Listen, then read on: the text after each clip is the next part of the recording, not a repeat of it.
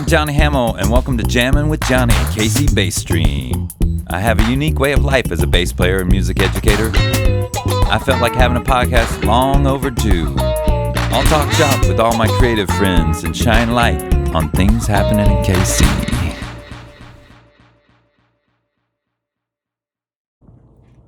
Today's episode, we meet the bass cult leader, Michelle Bacon, a fantastic electric bass player and drummer in the Kansas City music scene. Original music is her main occupation. She sits there and makes all these great records with all these great, fantastic artists and plays all over. She also does amazing behind-the-scenes work for Kansas City musicians, and we'll explore that and all the other inspirational things that she does. Please like and subscribe, all the things that we do. Thanks. All right, welcome to Jammin' with Johnny, KC Bass Stream. We have Michelle Bacon, the bass cult leader, as I like to call her. I don't remember exactly why we got involved in calling you that, but it was definitely when we first met. I said, you're the bass cult leader, and no one can lead us better than you, Michelle. Well, thanks for having me, Johnny. I think I feel like that came about when we were having lunch at the Brick or something, right? Yeah. I don't know why, but... Yeah, and somehow it stuck, and I just thought it was funny, and your sense of humor is very similar to mine, and it's like, yeah, and it was really great, because as bass players, we kind of are a cult in our own little world. We kind of get, and that's what this podcast is, kind of to shine light on bass, and in this case, you're going to be right next to these famous classical bass players on the next episode and stuff, but you get to represent my love of where I grew up playing music, which was rock and roll and the electric bass. And of course, I go through all those worlds too, classical and jazz, but everybody starts kind of putting themselves in a little clique, and this podcast helps open it up, especially to young kids out there, so they can find out where their bass or their music is going to take them. So we're going to talk to you about your history. But before I talk too much, I want to play one of your videos of one of your bands. You're in many bands, but this one, we're going to start with The Other Americans, which is one of your more current projects that you've been playing with. Before I push play, do you want to say anything about The Other Americans? Well, I've been in the band for quite a few years now. This video that's coming up is from our latest EP called Paranoid Fiction. It's the title track, and yeah, just check it out. Hope you enjoy it. You probably recognize the bass player in the video.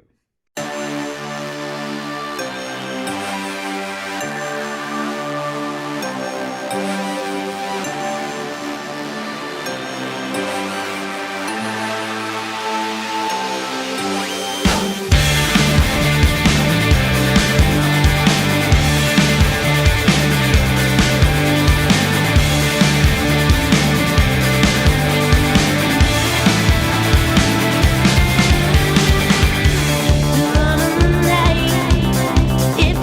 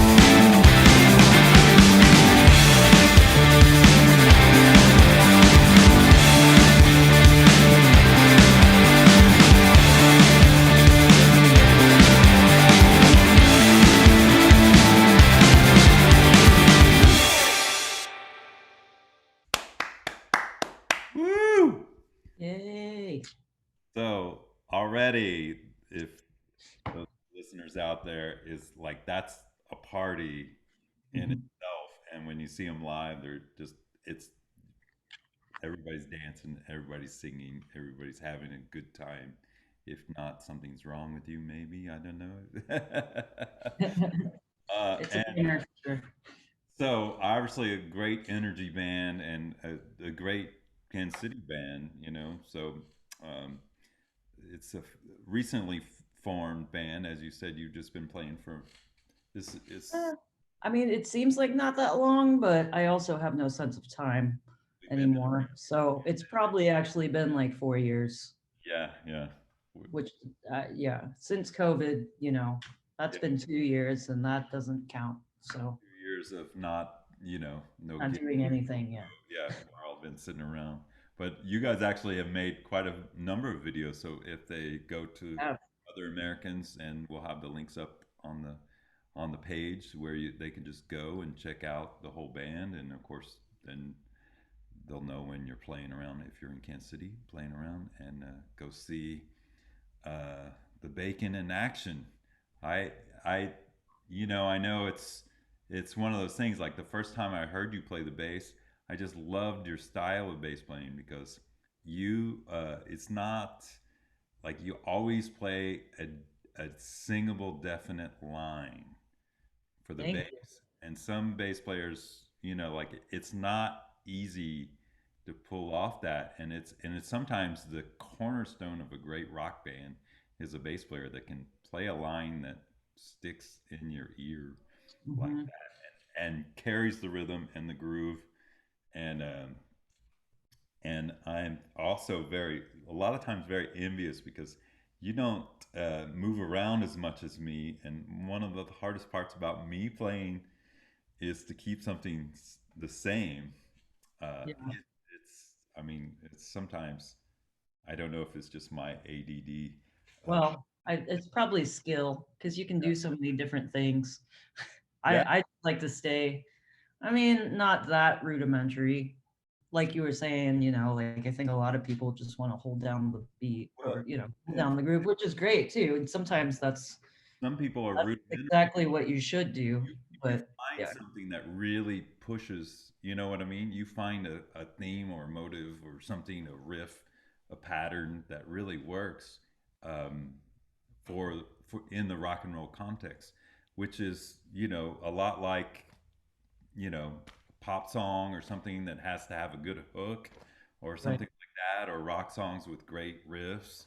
Uh, rock bass playing, I think, like I know a lot of jazz players and stuff, they're not very good at that.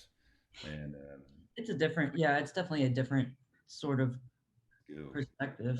Yeah, yeah, and it just always seems to work really, really well.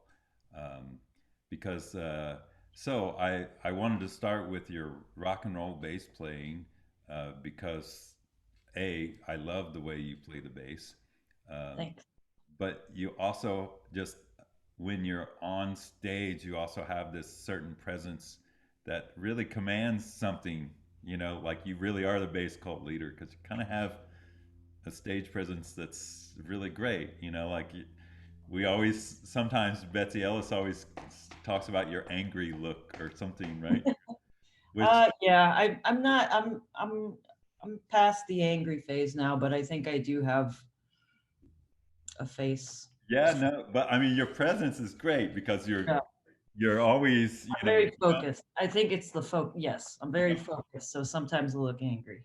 exactly, and just the way that you come across on stage is really really great, and like all of sometimes you have just ridiculous outfits on. You wear cat suits sometimes, and Sometimes. so that outfit was almost kind of reeled in compared to some of the other ones who are like Oh yeah.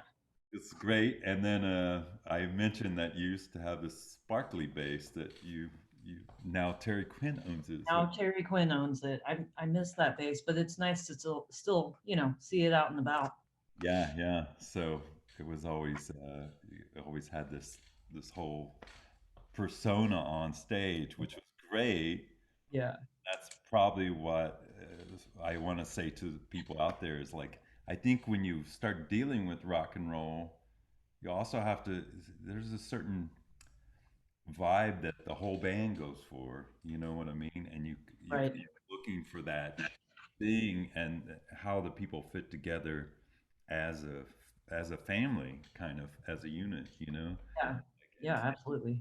so it's kind of cool that you can find that and meet up. So sometimes I've told you like you're the king of starting the coolest bands on the planet. Like I you know um, I we said that before we started. I was like, there's no way I'm going to be able to mention all the bands that you've been in, but It- I've just mainly gotten lucky and have gotten to play with a bunch of cool people. So Exactly, and I think that's great. The first one I want to say out there because we won't have time to play anything from this album, but to me it was my favorite of Kansas City that year that it came out was the Philistines album, mhm. and that was definitely probably about when I first met you. I can't remember, maybe uh, before that. that's probably I don't know. The album came out in 2016, so I probably knew you already, but maybe not very well. Yeah, yeah. I definitely got to know you more because Cody and Kate, Yeah. good friends of mine. And Right. so I, the nice part about this that I'm trying to convey to people is like, and I'm the same way. I've gone and subbed in for some of your gigs and just like, hey, Yep. people need a bass player that can jump right in there, Hmm. creative and be a role. Like you're not trying to take over the band Right. and start. You're just fitting in and providing these cool lines.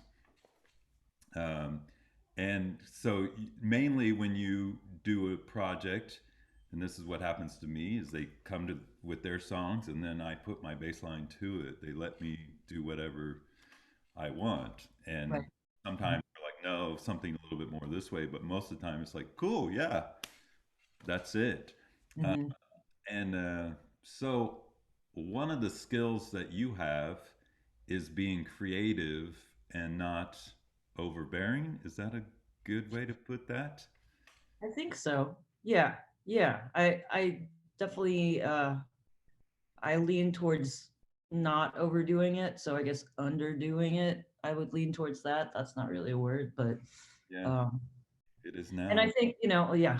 And Baseball. going back to what you were saying or what I was saying, maybe it's just maybe more about I don't have quite as much skill. Like I'm ear trained, which I know we'll probably be talking about more later with my piano background and stuff like that. So, I know a lot of players come from like jazz or classical and they might have, they just have a different way of looking at the bass, Mhm. looking at it from scales or chords or different kinds of things like that. And I mean, I know my scales and stuff like that, but I don't necessarily look at it like that. It's just kind of more, it kind of is just like fitting into whatever the band's doing and like trying to serve the song the best that I can.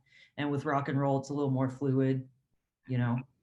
Yeah. Um, and also we'll be talking about how I play drums too. And I came to bass after all of these other instruments. So I was playing piano first, and then I played drums, and then I played bass. So I feel like all of that other training just informed the way that I play bass now. Well, and that's really important. I usually tell any of my students just to A, keep the door open for what you can do, Sure. uh, and B, when you really want to play the bass well, you have to think of the rhythm before you ever worry about what scale it's in and Oh everything. yeah, How that's the most that's the most important part for yeah, sure. like and as that just demonstrated, like you were driving the whole thing, like you were driving the party. That's like in that whole thing because That's what I do. I drive exactly, parties. and it's so much fun to play the bass like that. Like it's it could be simple, but it you take that bass line out of that song and it's not a fun song anymore. Yeah, Like that's what makes people dance. The bass line, and they don't usually even know it. And that's the goal. That's the goal for me. is is Uh, that Most of the time, it's like if most of the time people don't notice what you're doing, and that's a good thing for me. no, Not, it's yeah. not musician people that are listening to this podcast probably will. I mean, hopefully they will pay attention. But the your normal person who's just kind of they just want to be into the music. They just want to groove. Hmm. You know. Yeah, and they don't even know why you. I was the same way when I was a drummer, and then Yeah. we had two drummers in the band, and we were getting good enough to have a gig, and they were like, "We don't need two drummers, we need a bass player." And I was like, "Why has it only got four strings? I'm not smart enough for six." I didn't understand until I hit the low note, and then it was like, Yeah. "This is Oh, there it what is. to do." Like it's like the kick drum, Oh yeah, absolutely. pushing the in my case it was metal, so pushing the energy, Yeah. not the Yeah. dance, but it was a different kind of dance, but still it was that like you control the energy and the vibe of the band more than anyone can say, and that's really really fun. So it's once you know that, then it's easy to play less, like Right. with Hmm. well. So you, that's what's great about you is that one gig, and I don't know if you've ever been in the same gig where you just switch to drums and bass, but you're just Yeah. as fluidly to do it, um, which is great. I actually am a okay drummer, but I haven't really played since I picked up the bass, and that was a long time ago. I don't want to say, but like and all I really know how to do is play heavy metal on the drums. Um, but when you're a drummer, you really can play the bass better, I think. And I totally agree. Yeah. Yeah. I mean, 100%. I never. It was kind of the same situation as you, which is how I feel. A lot of people come to bass is like, oh, I'm in this band, but there's already another drummer, or we don't need this, so why don't you play bass? And it's the same thing. I was just kind of like, okay, I guess so. And then I came to love it. It was like my favorite thing to do. But yeah, I played drums in bands before, and that was the only thing I was doing. And then I started playing bass and quickly surpassed myself as a drummer. Like I think I'm an okay drummer, but once I started playing bass, I was like, oh, this is actually my instrument because, like you said, the rhythm is the primary thing, and I know I have a really good sense of rhythm. Um, I hear melodies really well, and I think like I can hear stuff that I'm doing on drums or that I want to do on drums, but I can't necessarily execute it because I'm just not that good of a drummer. yeah, But I can translate it over to bass and hear all of it. And yeah, it definitely has informed my bass playing for sure. And I know without a doubt I'm a better bass player because of it. yeah. Well, you're being a little modest because Well, yeah. we know drummers that go nuts and they're geniuses and play all four limbs independent stuff, but your drumming skills are just as great as your bass skills. And I want to say you don't have to say you like the bass better than the drums just because you're on the bass stream, because when you're on the KC drum stream you can say you like the Yeah. drums better, but I really I don't know, that's the first time I've actually heard you say you like the bass I better. didn't say I liked it better. I said I'm better at it. Oh, you bet. Okay, good, Yeah. good. Yeah, that's like saying like which one of your children you like better. So I Yeah, can't say exactly, exactly. that. And that's what I liked about you the first time we started talking was, I was like, I saw you play drums, and you were like, yeah, I love both, and that Yeah, was just great because, you know, um, they both inform each other so much too. So so a lot of times for one of the reasons why I'm doing this bass stream is so that all of my students, like some of my students will come on that are all grown up now, and they're like, I was way into this in high school, and now I'm doing this, and it's like totally opposite of what they were doing, and I just love the bass and teaching the bass to kids because it's like a secret weapon because it's like opens doors. It has people meet people, and then Mhm. and I usually say I just want to keep your doors open to where you go out in life because I know it's such a great ambassador instrument, the bass, because they need a bass player, right? Right. But if you can play other instruments, like in your case, the second thing they need is drums. So you're like, it's the perfect combination. And, Yeah. and I'm sure if you had somebody who was like, here, come play guitar or keyboards or something, you'd be right on it. I don't know if you'd really want to ever sing, but you'd probably jump right I in it have, but I'd rather not. if it fit there. And Yes.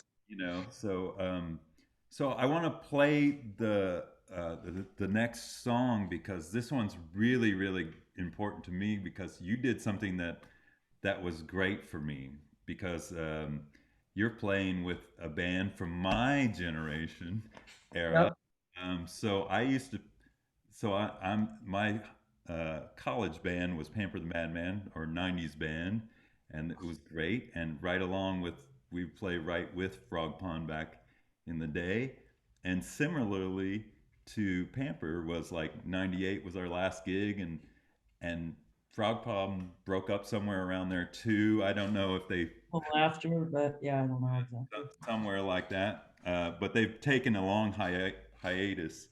And even when Pamper got back together, which was now 5 years ago or something like that, Mhm. I literally talked to Teresa for like 20 years, like, you're ready to sing now, right? No.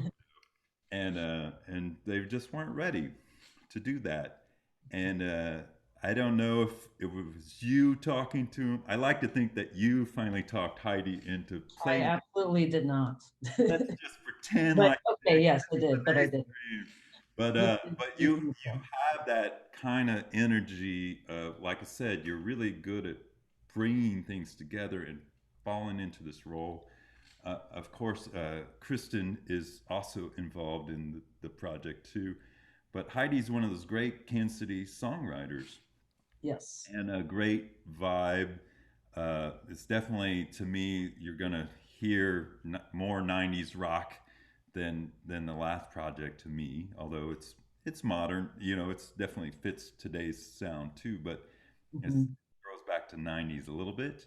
But it's just I'm so happy that people are playing again after taking off, which you Yeah. know I'm gonna have Teresa come on the thing. We're gonna talk about that because there's always reasons to stop playing music, and it is a Mhm. lot of work, and but it sure is a lot of important work, and it means a lot more to the rest of the people, which definitely the Frog Pond thing. You got to see that from your perspective, which was a different one. So we'll talk about that more after we watch this video and Cool. I hope everybody enjoys this. So you're playing drums on this track, Yes. and it's brand new album. Is it released now? Right? It's It is out. out. Yeah, it's called Time Thief, and we are waiting for records. Yay! Okay, cool. Wow. All right. So enjoy Frog Pond.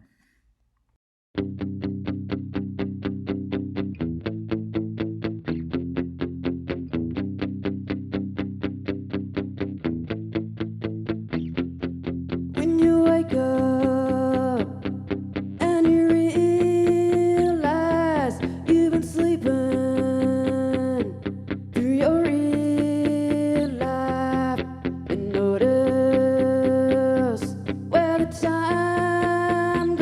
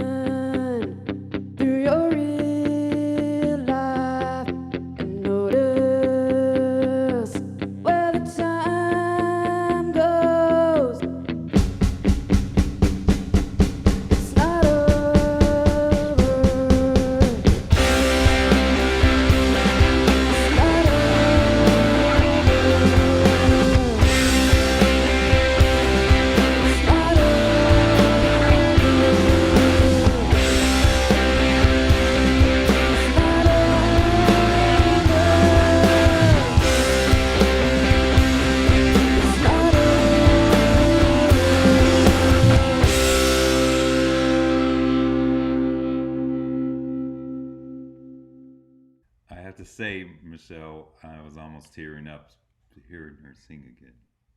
You know, like it's Yeah, Heidi's an amazing songwriter. yeah.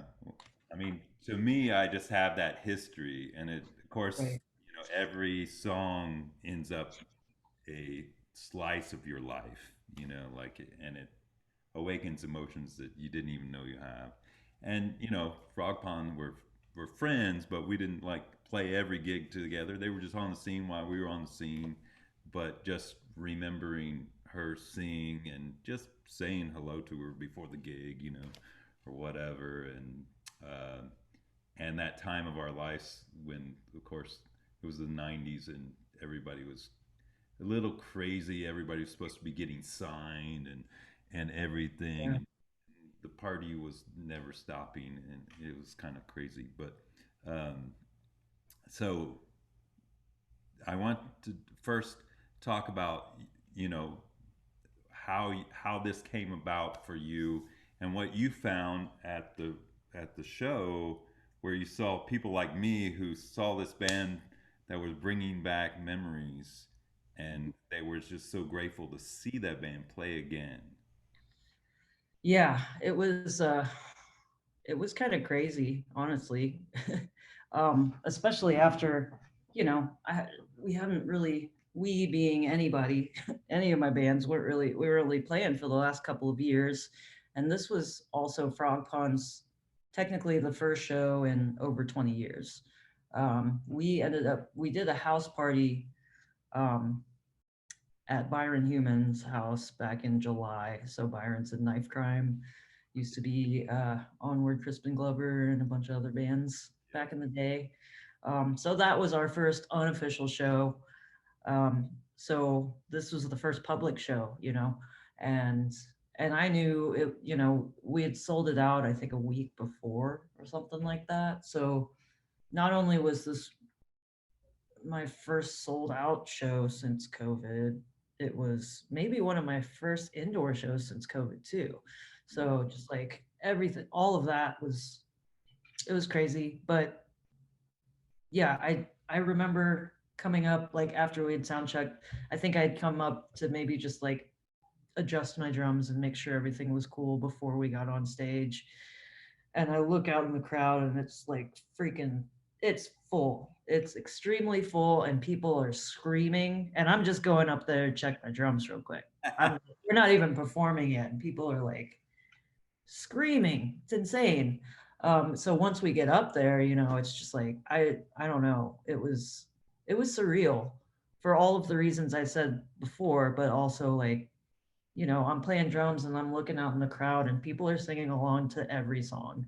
And we played for like 75 to 80 minutes. And even the new stuff people are singing along to. It's just like I've never had that happen in any band I've been in, you know. Yeah. So you know, like you said, the impact of I know that a lot of people there were fans in the 90s. So I run a lot of our social media stuff, so I see what people say. You know, it's like a very special time in their lives, Yeah. and the fact that it's come back is even more special to them. And then there's you know, we get messages too from people who are like, "Oh, I introduced my kid to this music, and now they love it." So it was a really great mix of people. You know, it was like different generations, and you know, like that sound is kind of coming back around too.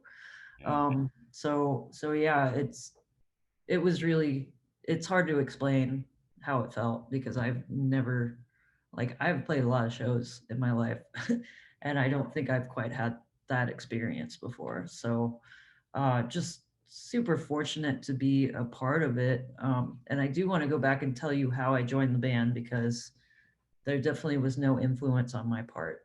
Um, so actually, so I know we'll be talking about this other band soon, but I lead this David Bowie tribute, and we do an annual show in Kansas City every year. So the last one we did before this year would have been it was 2020, so right before the pandemic started.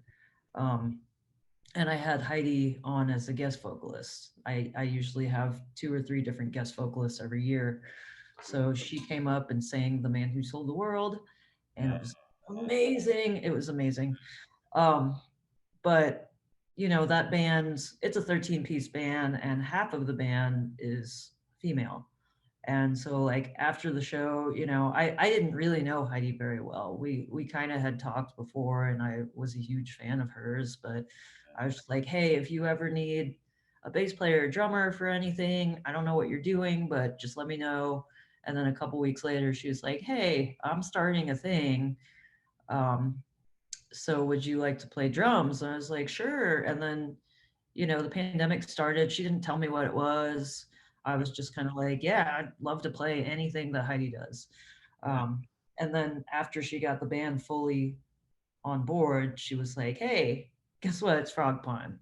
And I'm Yeah. laughing myself. So, so yeah, Yeah, that's good. That's kind of we did the same thing to Chris Toddy with Bamper, like he didn't even know he was. freaking us. We didn't know either, but Yeah, that's and that's really great. Again, that story of just of what Kansas City music scene happens because what I find is when you go to other towns, and there are definitely towns where people do that, they all come join together and they work together as a group.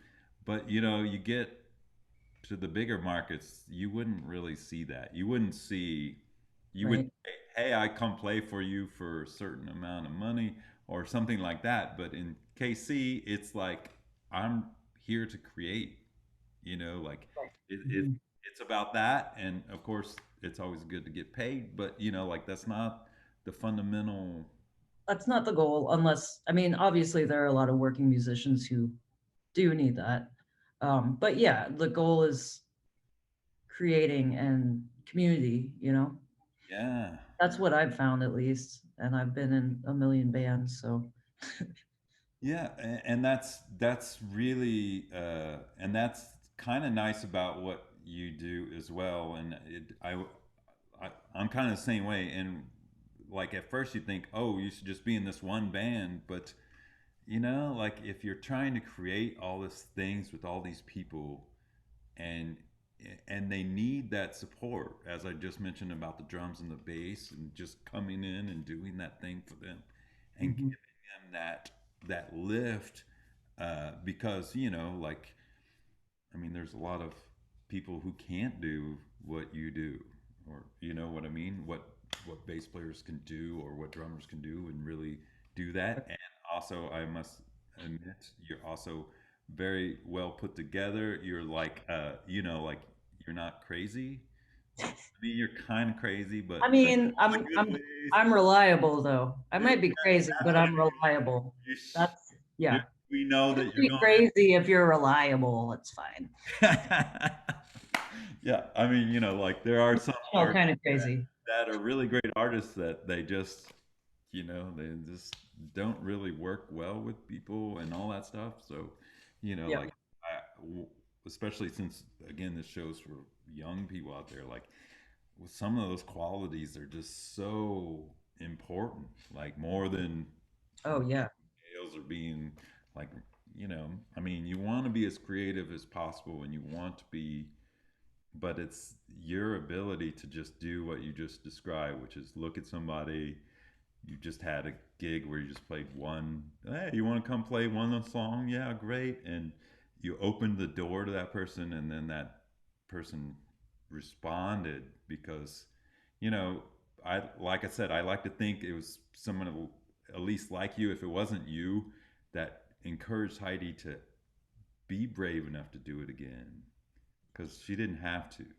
Right. Well, and I do know, I'd mentioned that half of that band, the half of the Bowie band is female. And I know she said that like Yeah, being on stage with all of us just made her realize like, okay, yes, I want Frog Pond to go back to an all female lineup because this energy, yeah, it's it's a very different energy. and So, it's really important because rock and roll's been dude heavy for way too long. I mean, And Yeah. And we love dudes, but it's just a different kind of energy. And no, yeah, it's important, like I mean that's to me like when I first heard Teresa sing, like she's a rock and roll singer. She's like yeah. She's badass. She takes names and she won't take any crap off of anyone. Like, and she has the audience in the palm of her hand the minute she walks on stage. oh yeah. Has that it factor of a great lead singer, and Heidi's always had that too, and like, but they were like all girls, and it was pretty awesome. We it was just Teresa was the the only girl in Pamper ever, but like that was what I just loved. Pamper Pamper actually made me believe in rock and roll again because I was definitely gonna retire until I Yeah. heard them play. And so like that idea of real music, like, and it definitely was there in the early '90s. I heard Pamper, Sin City Disciples, Oh um, yeah. all the great bands, Share, um, just so many great bands. Season to Risk, like there was better music coming out of Kansas City in the '90s than what was on the radio, and Oh yeah. I just couldn't take the radio anymore. Like it was I all know. It makes me wish now that I know all of these bands, 20 years later or 30 years later, I wish like I was not in the Kansas City music scene until yeah. maybe a decade You're ago. too young. It's all I good. was too, yeah, at the time I was too young. Like I knew who Frog Pond was because they were the only Kansas City band played on commercial radio, I Yeah, think. But that was it. that's good. And then I came back and I was like, oh man, there's so much good music. What's this other crap I was listening to?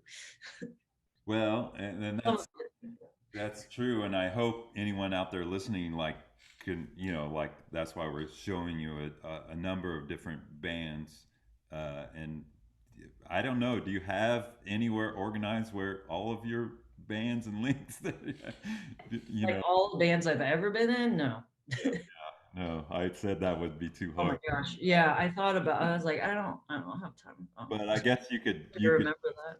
I mean, if like for me, if you really want to know everything I do, then just become my Facebook friend, and I'm probably going to post something that's going to pop up memory or something like, "Oh, Yeah, you're in the band too," and the answer is probably yes.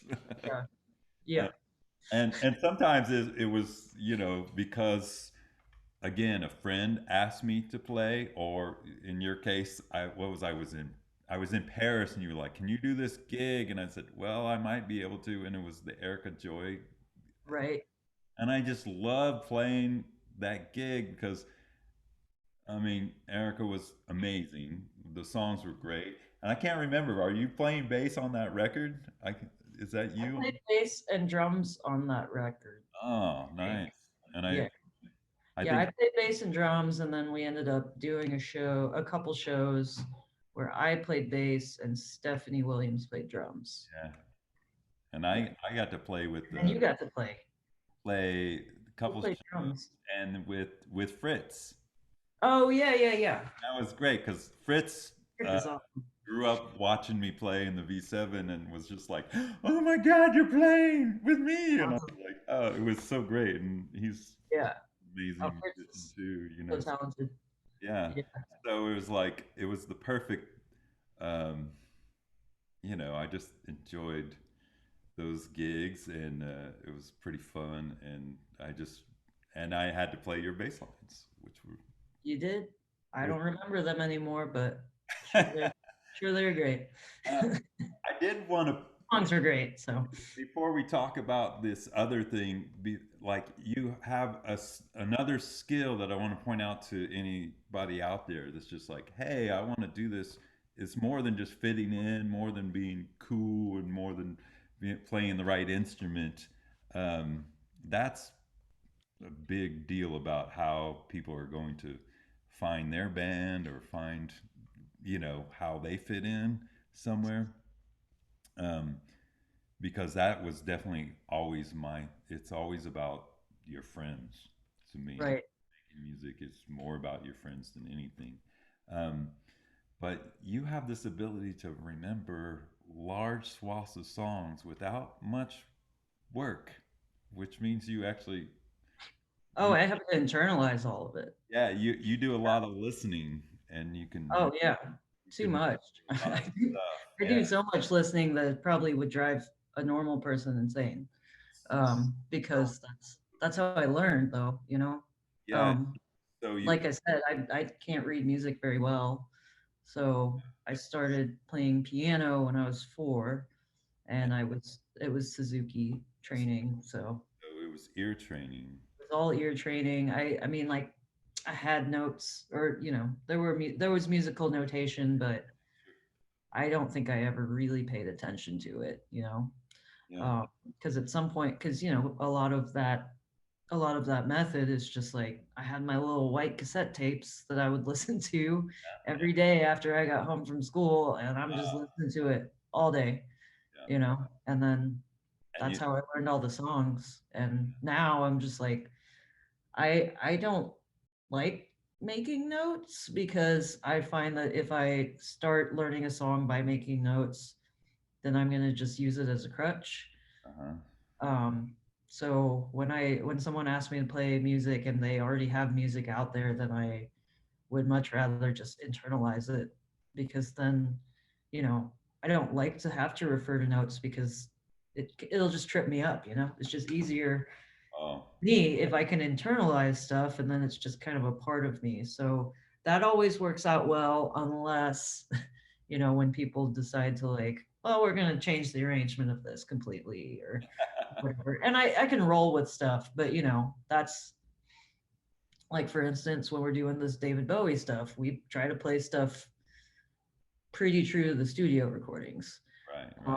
So it is a blessing, but at the same time, it does make it harder to communicate certain things, because you can't be like, okay, well, we're on this measure at this bar. I just be like, I don't know, you count 8 times, and so there's drawbacks to it for sure, but And that to me is more rock and roll language. Like well, how yeah, musicians right, like, do you know the song? Do you come to rehearsal?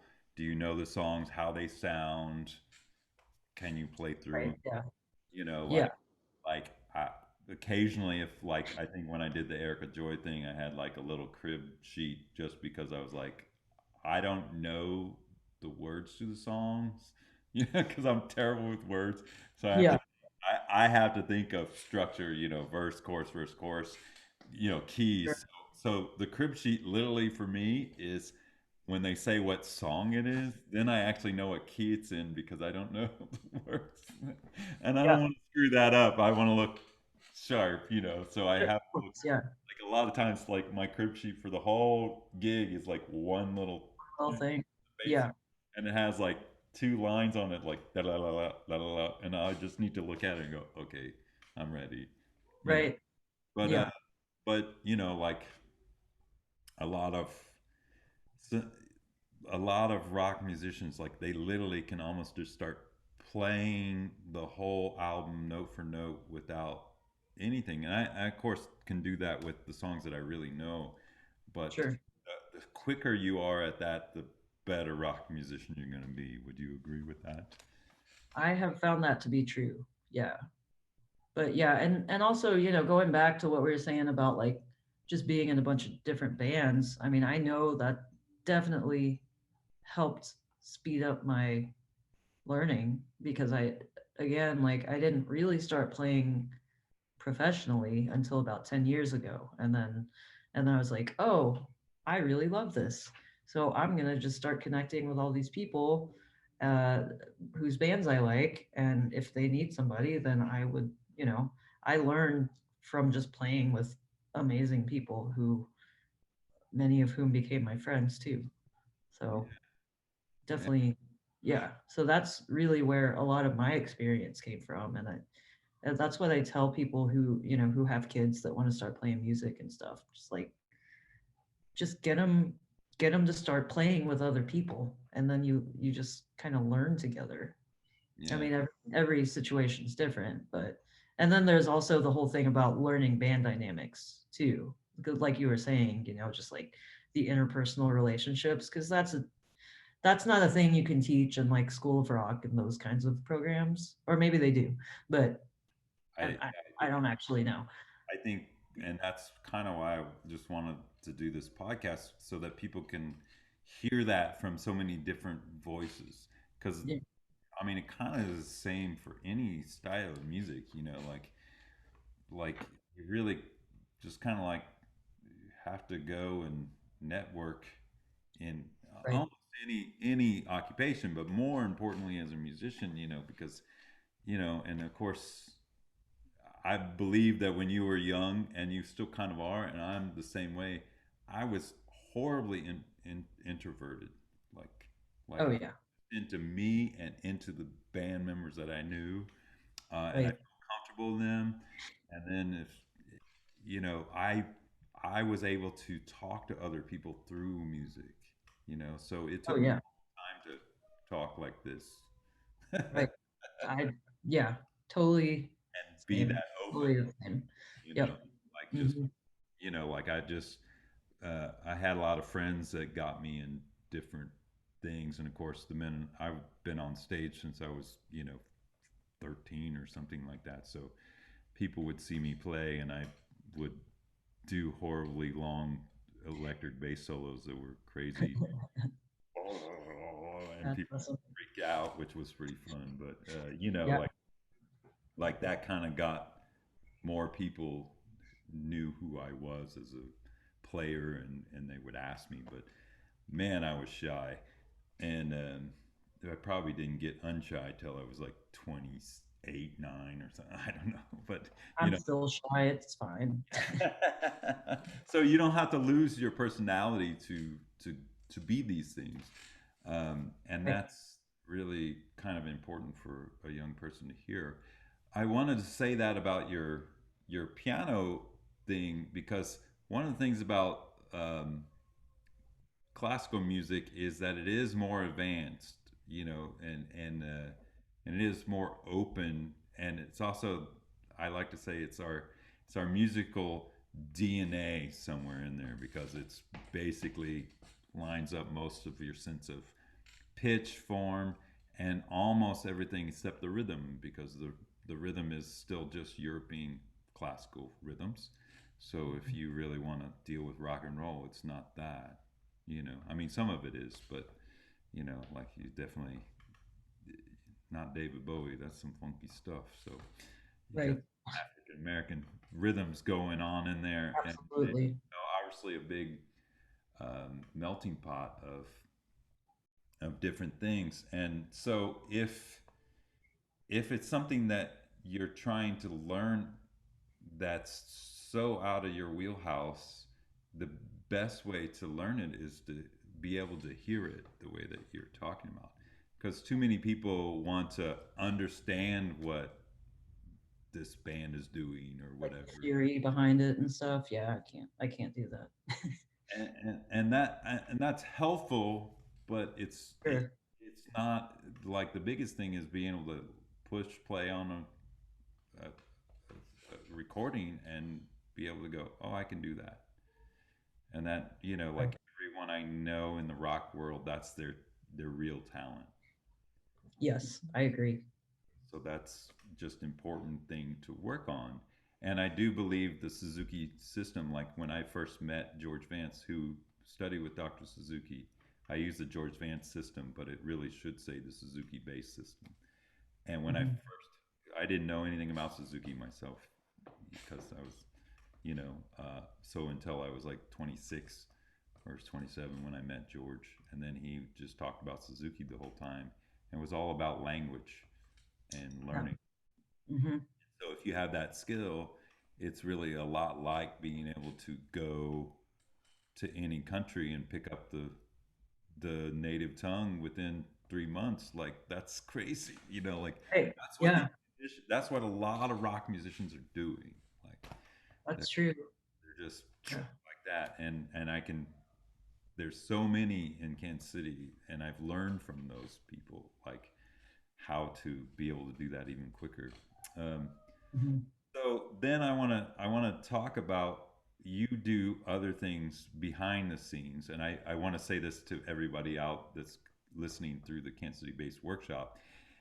Michelle also helps me with my grammar because she's like so good at, like, I'll send her press releases and all that stuff, and some of she doesn't. I don't abuse my friendship of you too much, but sometimes when it's a really important document, I'm like, here, can you proofread this? And she sends it back like with like it looks like, Yeah, I mean, I'm also a professional editor, so I have to do that. Sorry. yeah, but like, and I just want to say that, like, you have this capacity to do, the way your brain works is just rapid, like, and you have these skills.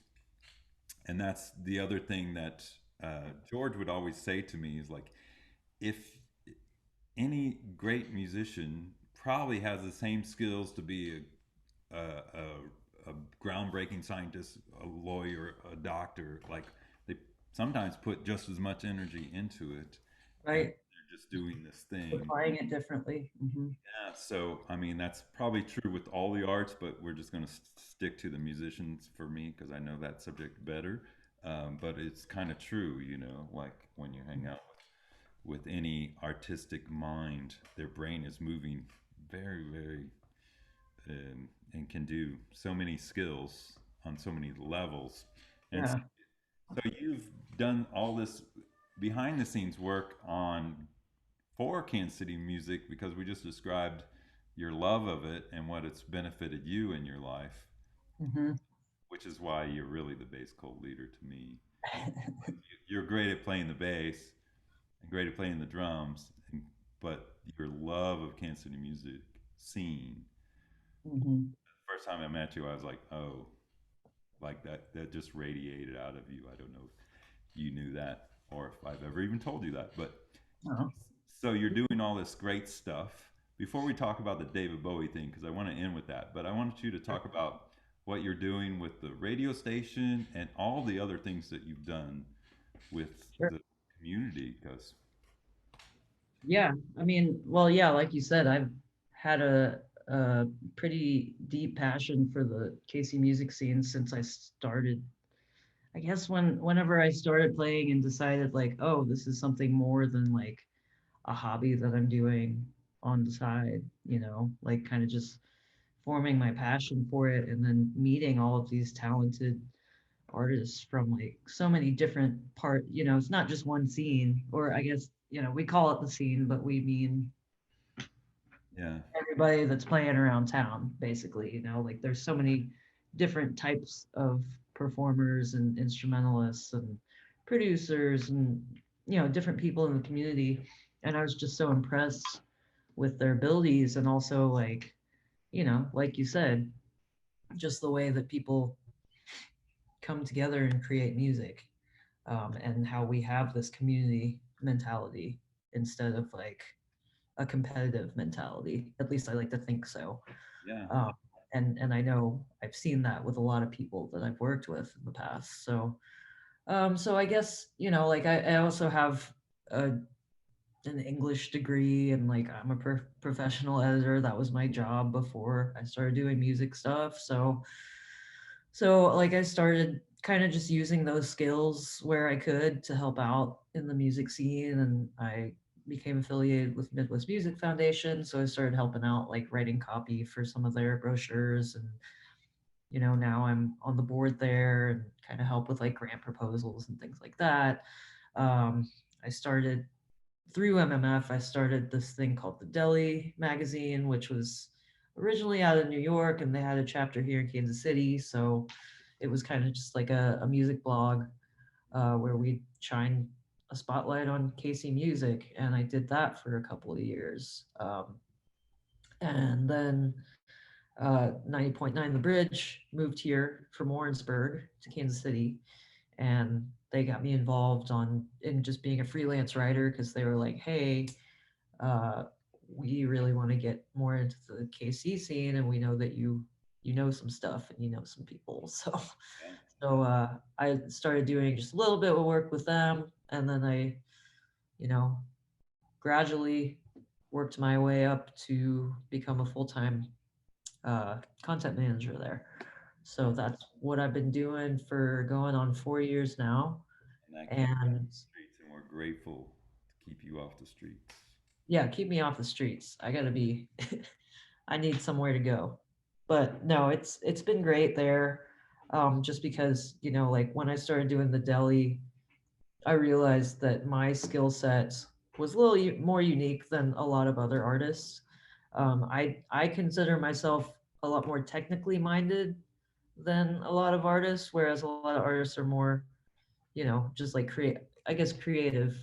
Like I have creativity as well, but I would say that I err more on the technical, was that the left brain side? Yeah, I'm more of a left brain person, I think. Very good. So I knew that there were some skills that I had that I could help other artists, like I've helped do a lot of EPKs, a lot of press stuff for other artists, press releases and bios and, whatever other things that artists need. Which is Um, what you did for me. I yes. through the workshop, and that was Yeah. really because it was great. And Yeah. but I do want to clarify this for anyone that just there going, they might not know what the Midwestern Music Foundation is. It's Right. actually a foundation that was started by our friend Abigail, who passed away from cancer, and she we kind of started it with uh, I don't know how many years ago was that. It was when my daughter was very young, I and was not around yet, but it was over probably 15 years ago at this point. it was called Apocalypse Meow, which is a great name for her. And it was basically her uh, medical fund because she was, didn't have insurance. I did think she had none at the beginning, and then she eventually had some, but it just wasn't enough because that's it's very important because I actually was the same. I was a professional musician, but didn't have insurance because it was out of reach. And then I had an accident, and they basically handed me a bill that was more money than I had ever seen, which was outrageous. Um, and Abigail was the first person that looked at me and said, "You shouldn't feel bad about being an artist, and that they're just trying to hang this horrible debt over you because you've chosen a path that like you make a living but you don't make enough to pay that kind of bill." And Yeah. like I that's why the Midwestern Music Foundation is like the highest on my priorities as far as like doing and because now Obamacare helped the musicians because it just did. All of the musicians in town at least have something, Right.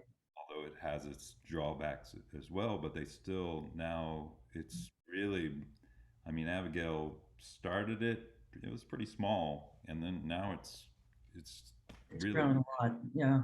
grown a lot and reaches more people than just the people we know in the scene, and that's really important. And of course, um, so that's a shout out to there. And you can, what's the handle for Midwestern Music? I'll put it in. It's just midwestmusicfoundation.org is the website, I believe.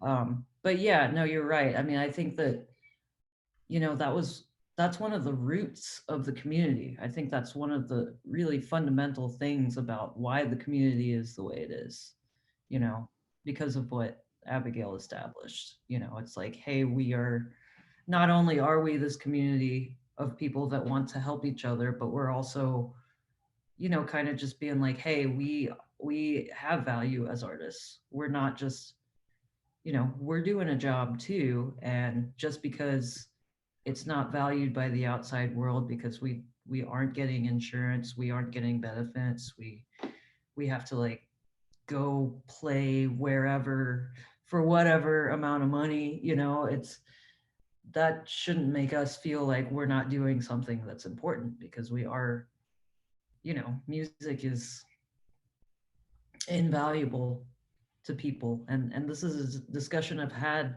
with a lot of people over the last couple of years, because we haven't been able to go out to shows like we used to, Yeah. or we've been confined to our homes. So what do we have besides listening to our favorite records to find comfort, or whatever the case may be? It's like there's so much intangible value to music, and I think that's something that's what makes it so hard to assign value to it. But that's something that I think that MMF has helped establish here in Kansas City.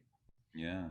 And so I don't mean to beat the drum that every musician is like impoverished, but it is like, especially the rock musicians that I know, you know, Yeah. they're like my brothers and sisters, and I can watch them, and they're going down the same road as me, and they just, you get to that point, and you're just like throwing their arms up, like, I don't have any money, so it's either a Right. choice of, do I stop making these records or keep this creative process going, or do I go work for UPS or quick Right. Yeah. something that would give them benefits? And sometimes they find that, and that's good, they find a way to make that happen. As I like to say, Kansas City's great because it's kind of a lower cost of living, which Right. Yeah. which is part of our charm. But the so that the healthcare thing, if if I don't really like to talk about politics at all, because I think it's politics as itself is the devil to me. But if I'm ever going to talk about politics, I'm going to talk about the people that are trying to help fix the healthcare crisis in America. Yep. Hmm. That's that's the way I think of it.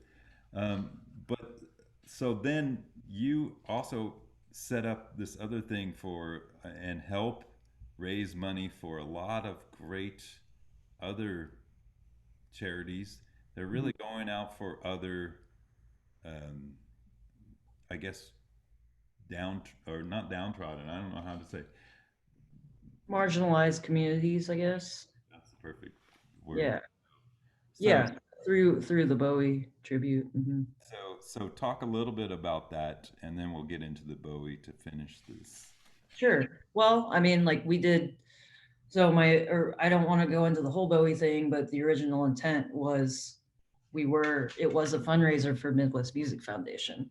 And there was never any intention of us doing it more than once. And we can go into that story later as to why we've continued doing it. But um, every year since then, I have uh, made a point to find a different community organization to benefit. And normally, people in marginalized communities here in Kansas City, because, you know, again, we talk about how our music community, we have such a great artist community here, but I think Kansas City itself is, like our music community is just kind of a microcosm of what I think Kansas City is ideally. It's like we are not a huge city, but we are, we're tight knit enough to where, you go to a place, you're probably going to meet somebody who knows this other person that so it is kind of this big community of people.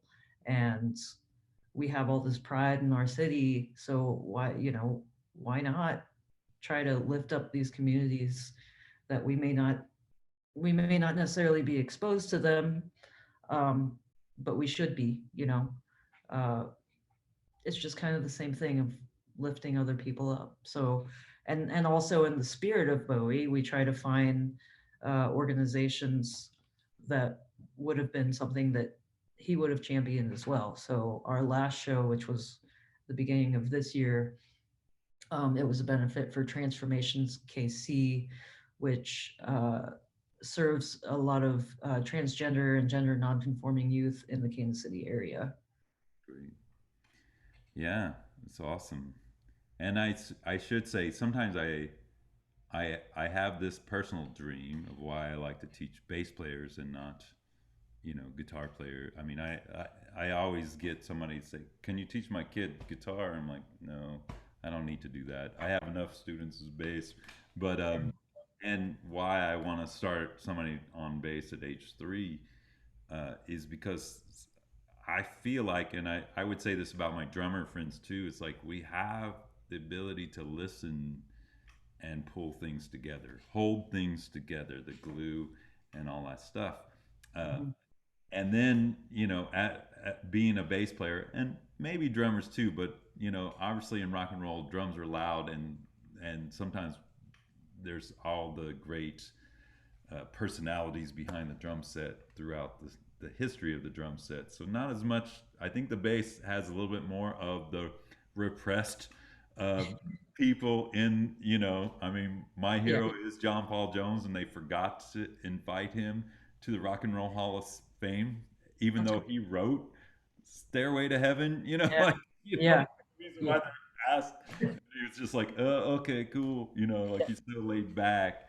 But so I like to think that bass players are really good at listening, and this includes all the different repressed or yeah. what you said it a minute ago, marginalized. Marginalized. Yeah, no, I think you're right though. I never thought about it that much. I mean, I have in terms of like, I think of all these people I play with who are like the lead guitarists or the front people, and like I can never do that. I They, don't they, want to do that. Like that's I of course I like, I like performing and I like being seen, I guess, to some point, but I would much rather just be like, let me just play my bass and hopefully you like it, but don't notice it too much, you know.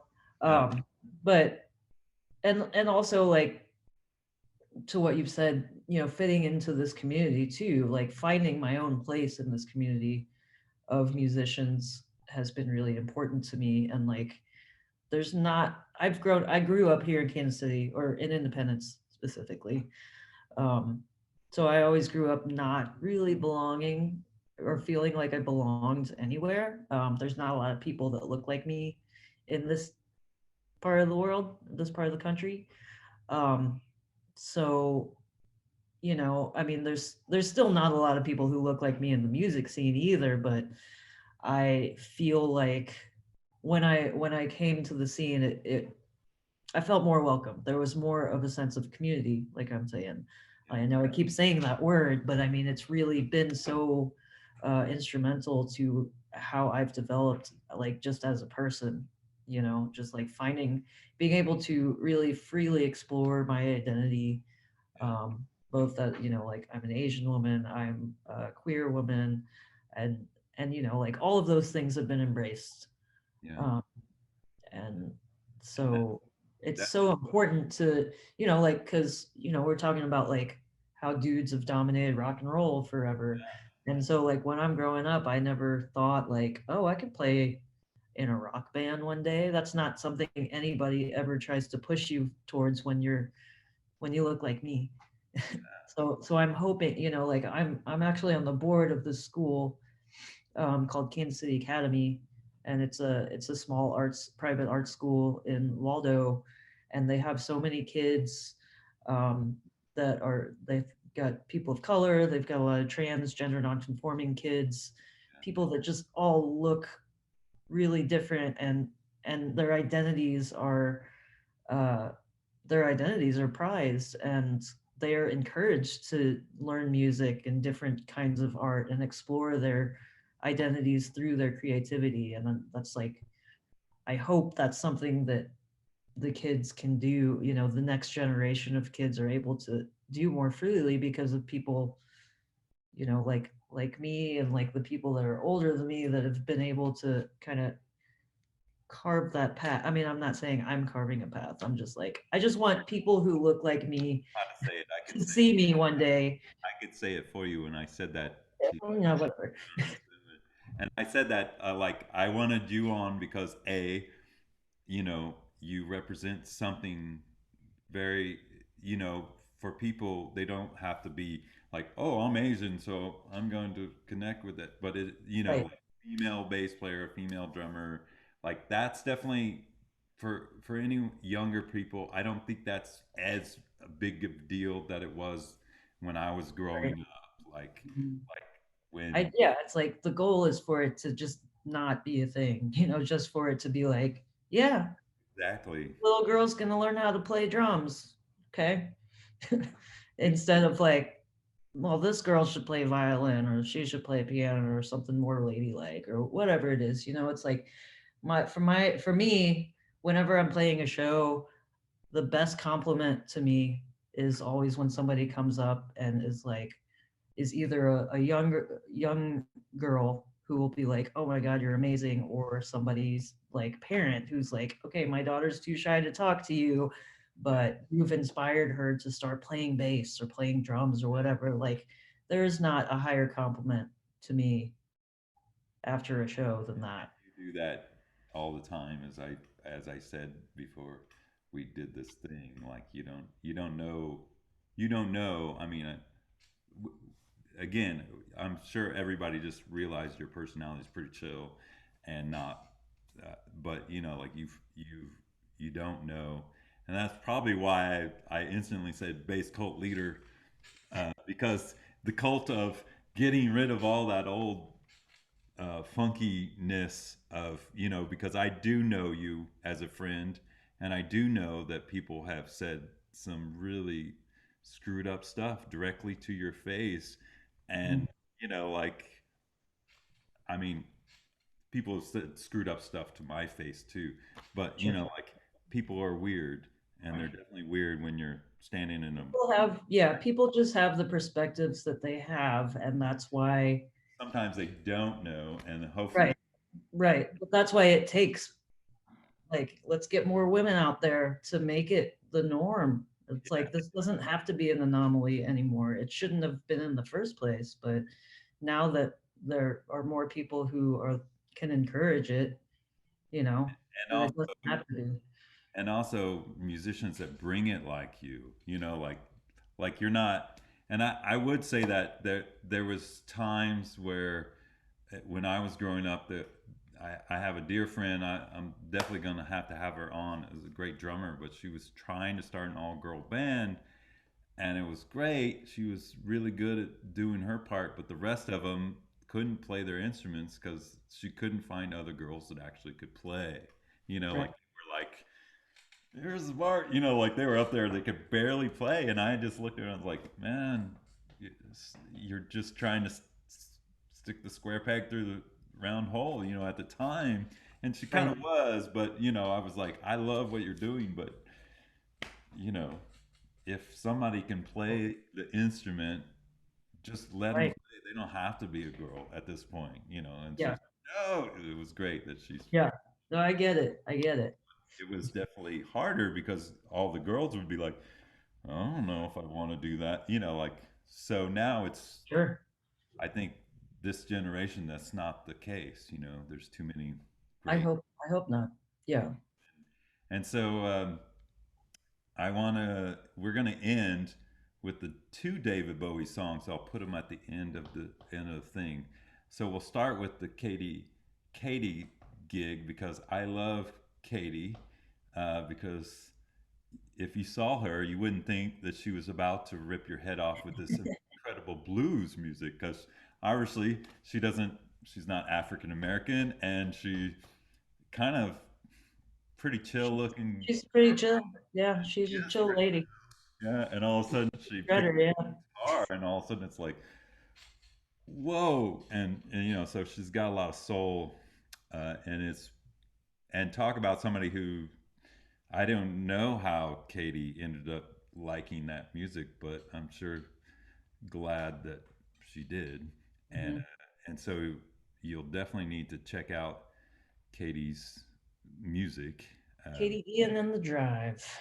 And then Drive, and so she's been playing for quite some time in Kansas City now, and this song you got her to play a Bowie song. So Well, so she's in the Bowie band. We're all, or yeah, so she and her drummer Stephanie Williams.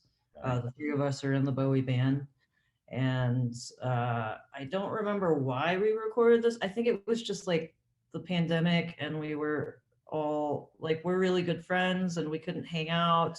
Yeah. We couldn't play music together, so we was like, let's just do this like Zoom thing Yeah. and play Moon Age Daydream because it's fun, Yeah. and we miss each other and miss playing music. So I think that's why we did it, and I thought it would be a good song to show the bass cult Yeah. family so they could see like that's how I play bass.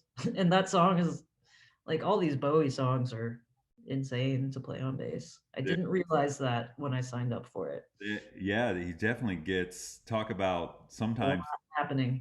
if you try to put that kind of bass line on a new tune, they'll tell you you're playing too many notes, Oh but gosh, yeah, it would be way too much. wait a minute, what about this song? That's a Yeah. hit, you know? So it's definitely an important thing to hear. And of course, there's so many great Bowie records, um, but obviously Ziggy Stardust was the one that I started with. I don't know about you, but there's That was, yeah, me too. just Yeah. great bass playing on all of it, you know. Mhm. He just talk about listening to a. If you just listen to Bowie from first record to the end, talk about a trajectory of styles. Oh my God. Don't forget Yeah. about the Tin Machine era. You know, like it's just like Yep.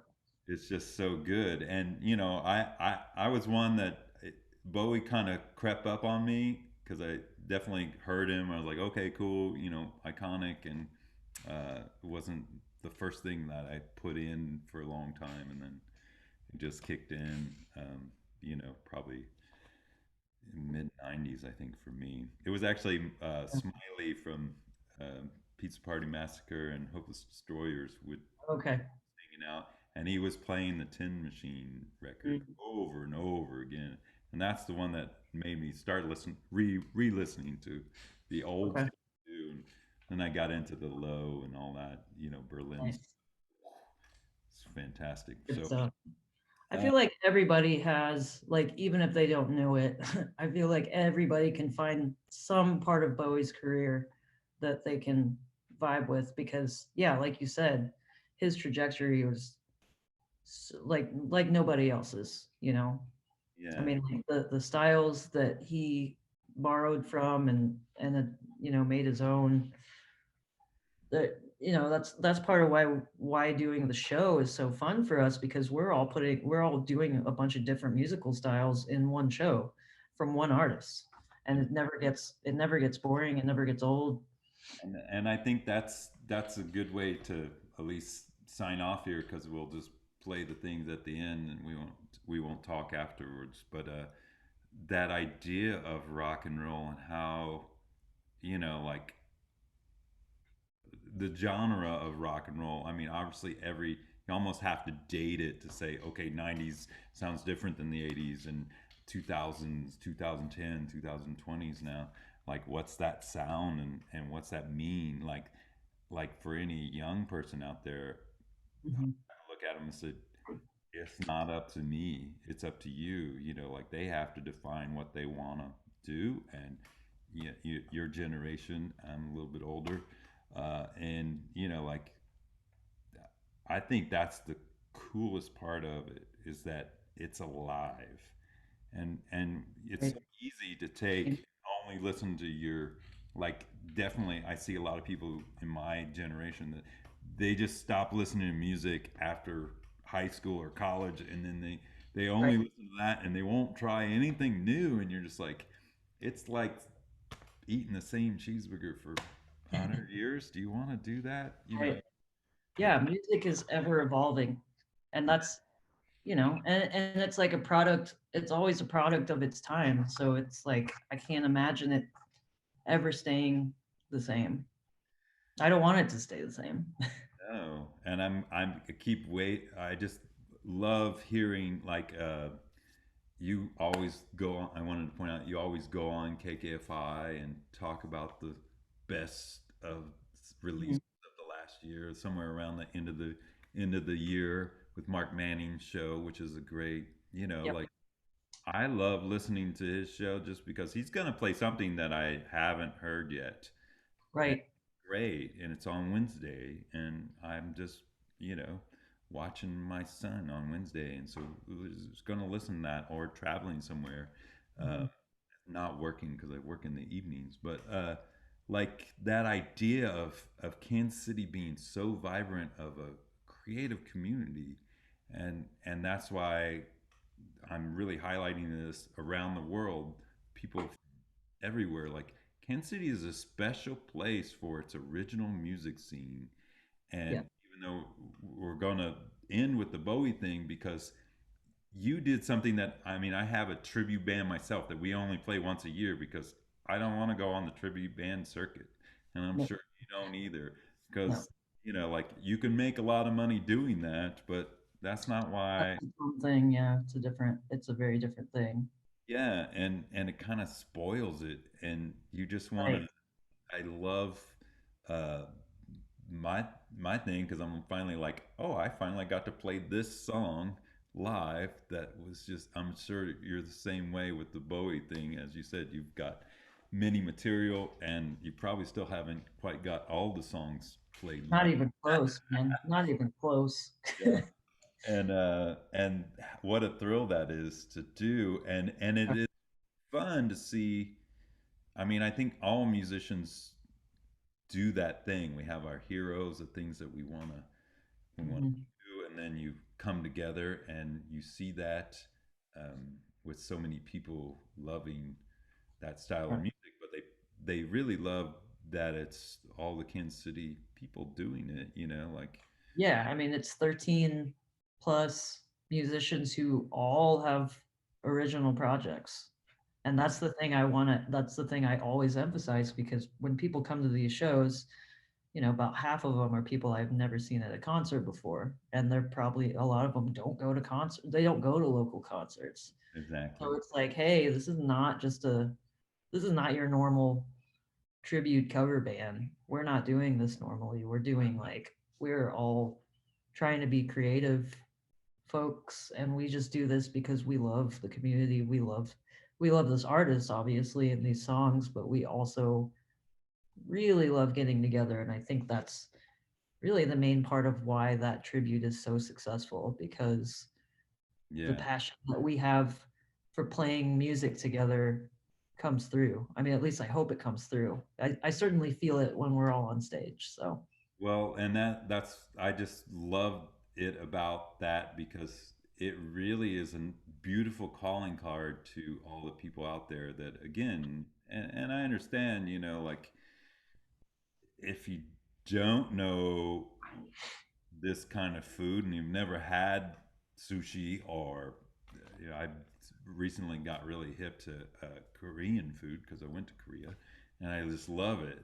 And like, but when I was if I didn't know, you don't know what to order, you don't, you need a friend to bring you to that restaurant, and then you right. all of a sudden you're like, oh, I love this, you know, whatever it is, I always like to make the food analogy with music, but the Bowie thing kind of brings in all these people, and then they realize, oh, these people are in other bands, and they go check them out, and that's really important because this kind of what this podcast is all about is for people to hear your bands, what you do, listen to.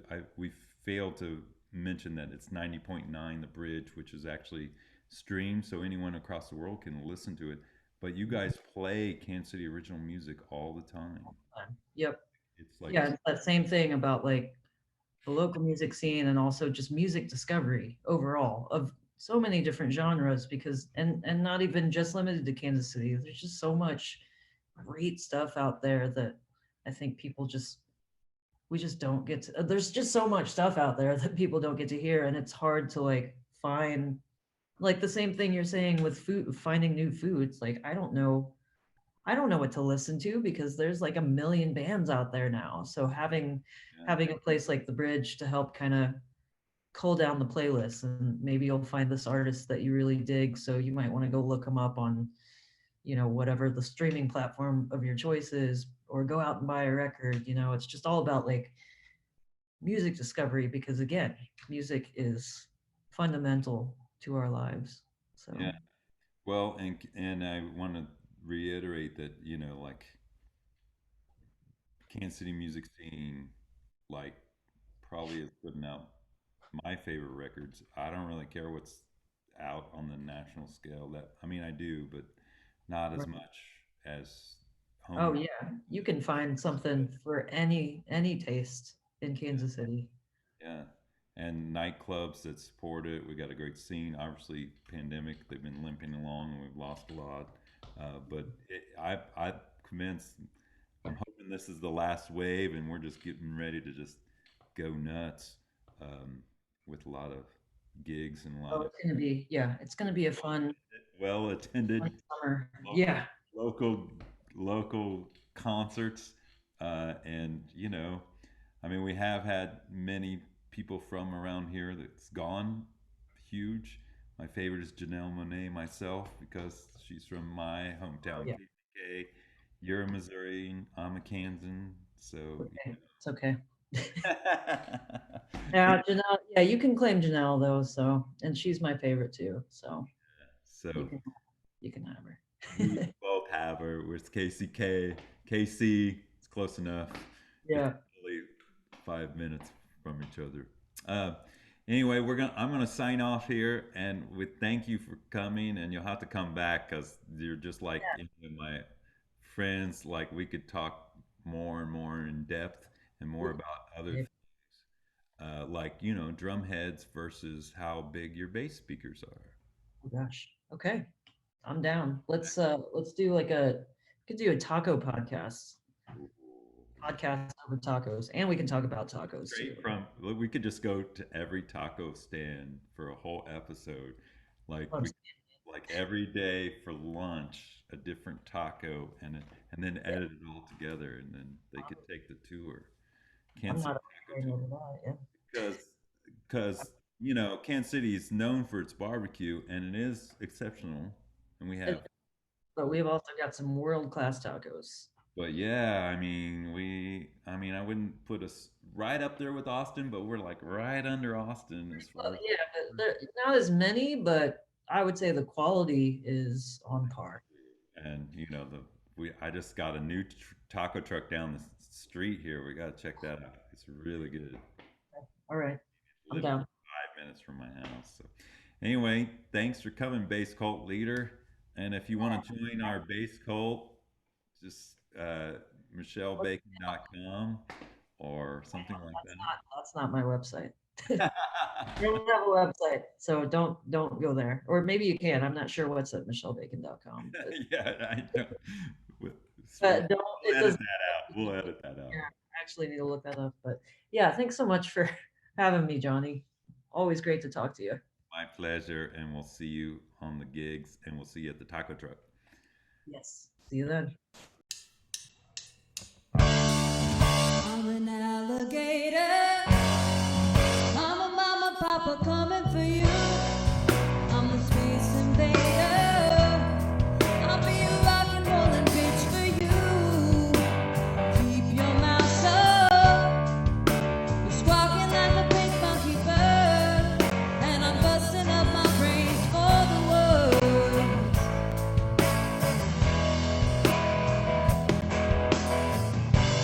Keep your electric eye on me, babe.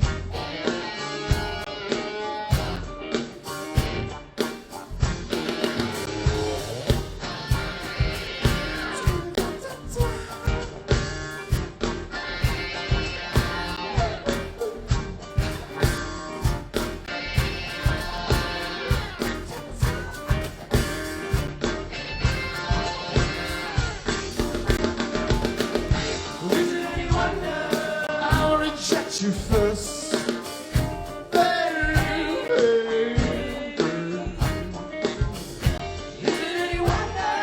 You're too cool to fool us, baby. Vote for you, shoot for me.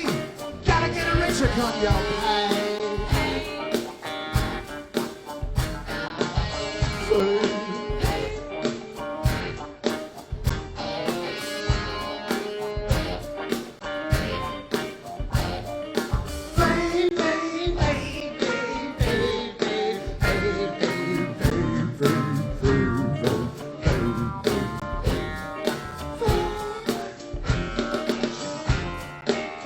What's your name?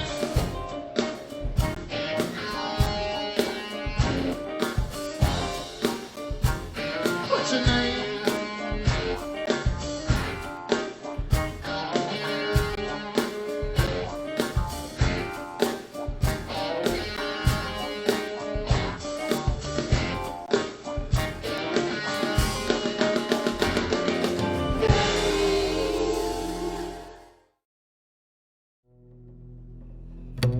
Hope you enjoyed the episode of Jammin' with Johnny and Casey Bass Stream. Please don't forget to check out johnnyhamel.com and caseybassworkshop.com to keep updated on what's new. I would also like to remind you that I'm an independent artist and music educator. I'll continue to shine the light on bass players and work to build cool creative community that does independent art. That includes my own. I deeply appreciate your support of the artists that are interviewed and to support the things that I do. On both websites there are donation buttons, marketplaces, merchandise, and like buttons. Every little bit helps.